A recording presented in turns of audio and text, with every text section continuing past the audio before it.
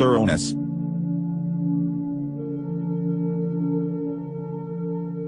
Thoroughness. Thoroughness consistent doing little things as though they were the greatest things in the world.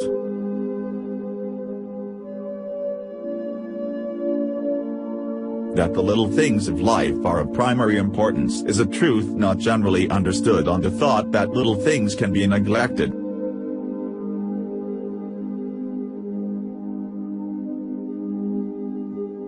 Thrown aside or slurred over is at the root of that lack of thoroughness.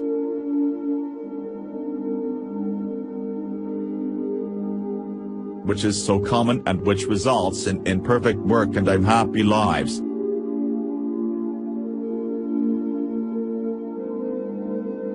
Understands that the great things of the world and of life consist of a combination of small things.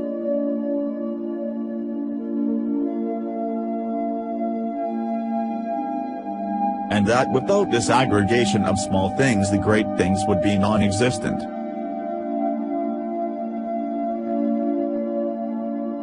Then he begins to pay careful attention to those things.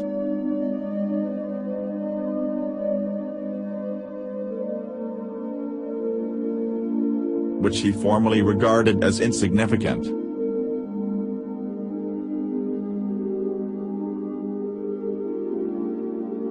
He also acquires the quality of thoroughness and becomes a man of usefulness.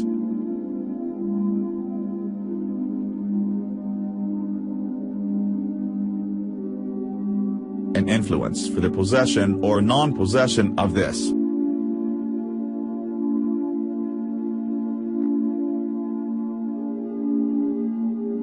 One quality may mean all the difference between a life of peace and power and one of misery and weakness.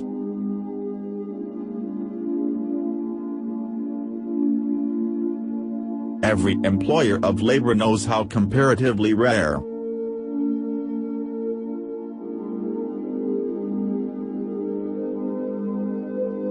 this quality is, how difficult it is to find men and women who put thought and energy into their work and do it completely and satisfactorily. Bad workmanship abounds, skill and excellence are required by few. Thoughtlessness, carelessness and laziness are such common vices.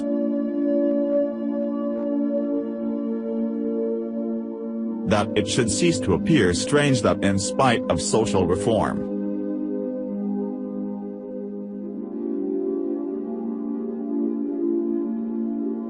the ranks of the unemployed should continue to swell for those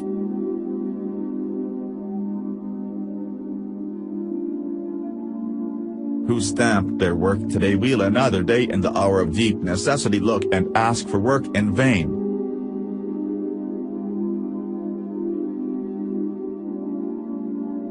The law of survival of the fittest is not based on cruelty.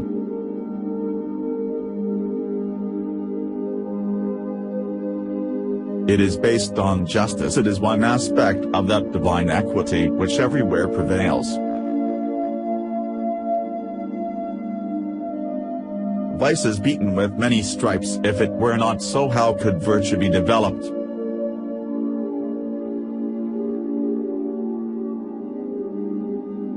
The thoughtless and lazy cannot take precedence of or stamp equally with the thoughtful and industrious.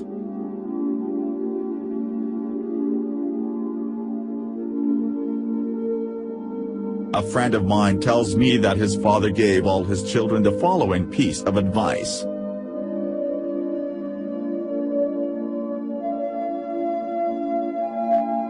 Whatever your future work may be, put your whole mind upon it.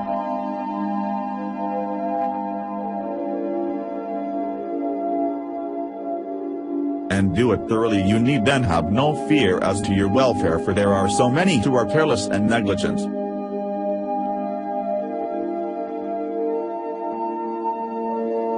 That the service of the thorough man are always in demand.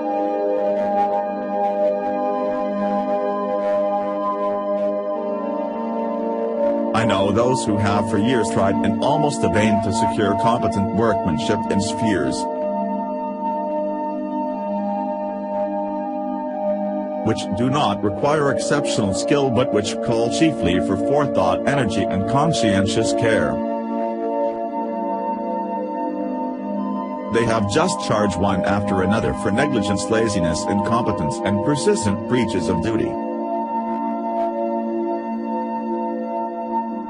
Not to mention other vices which have no bearing on the subject.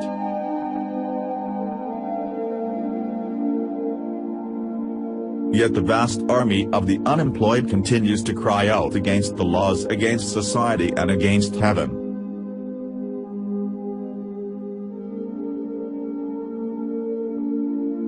The cost of this common lack of thoroughness, it's not far to seek it.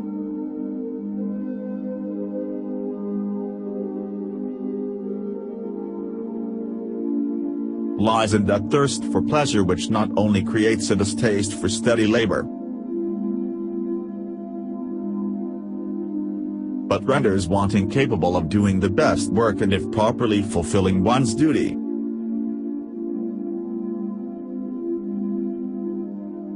A short time ago a case came under my observation.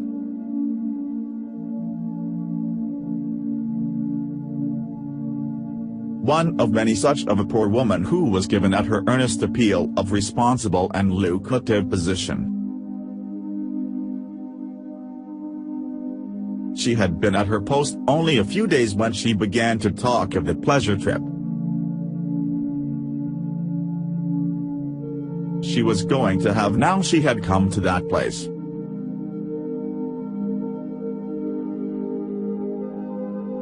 She was discharged at the end of a month for negligence and incompetence. Two objects cannot occupy the same space at the same time. So the mind that is occupied with pleasure cannot also be concentrated upon the perfect performance of duty. Pleasure has its own place and time, but its consideration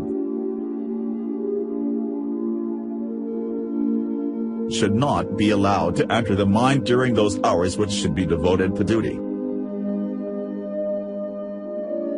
Those who, while engaged in their worldly task, are continually dwelling upon anticipated pleasures cannot do otherwise than bungle through their work or even neglected when their pleasure seems to be at stake. There are Mrs. Completeness, perfection, and means doing a thing so well that there is nothing left to be desired. It means doing one's work if not better than anyone else can do, it at least not worse than the best that others do. It means the exercise of much thought, the putting forth of great energy, the persistent application of the mind to its task and the cultivation of patience, perseverance and a high sense of duty. If anything has to be done, let the man do it, let him attack it vigorously.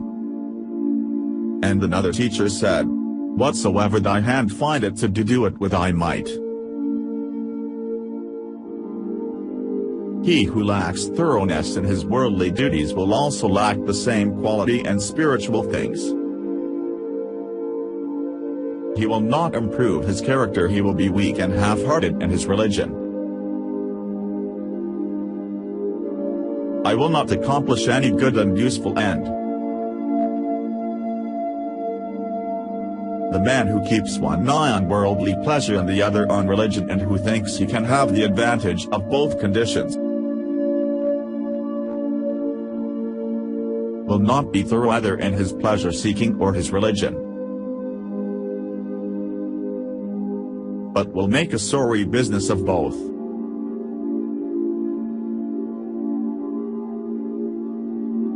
It is better to be a whole-souled worldling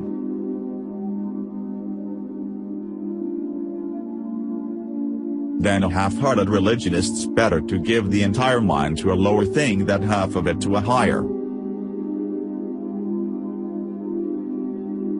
It is preferable to be thorough even if it be in a bad or selfish direction,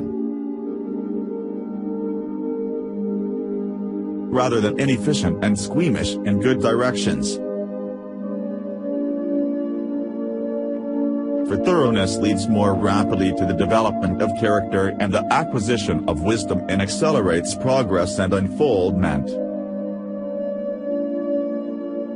And while leads to bad to something better, it spurs the good to higher and ever higher heights of usefulness and power.